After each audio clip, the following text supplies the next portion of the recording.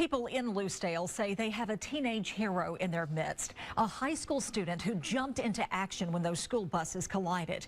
We were introduced to her by Cole Cochran, who we spoke to earlier this week. News 5's Alan Carter has the story. We met Cole Cochran as a victim of this week's school bus crash in Lucedale. All I felt was just the glass flying through the air and me flying through the air. But he left a local celebrity, sporting his injuries but calm, cool, and unfazed by an otherwise tragic experience. You weren't scared. You're a brave young man, you know that? Everybody else was screaming and crying and hollering.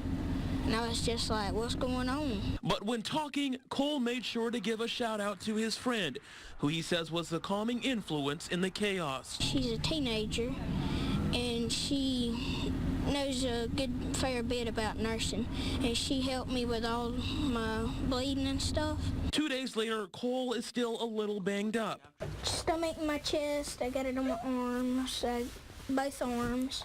I've got it right there on my head. But sits next to his friend, the one who stepped up in the immediate aftermath. Everyone started getting up and screaming, and I was like, bus driver was like, what do I do? What do I do? I'm like, you need to get them off the bus and get them out there. Well, that's when Coleman got off the floor bleeding, and I was like, okay, this is serious. Liz Ritz has been in ROTC for 3 years.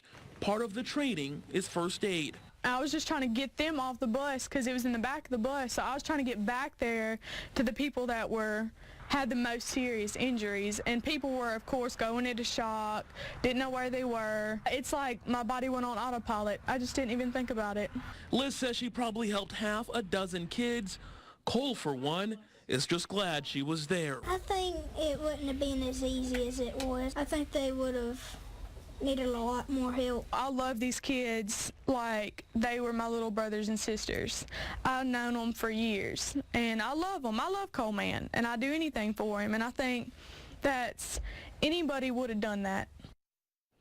And Ritz says she still has 2 more years of high school left, and after this, she is considering studying nursing when she's done. Reporting live tonight in the newsroom, Alan Carter, News 5.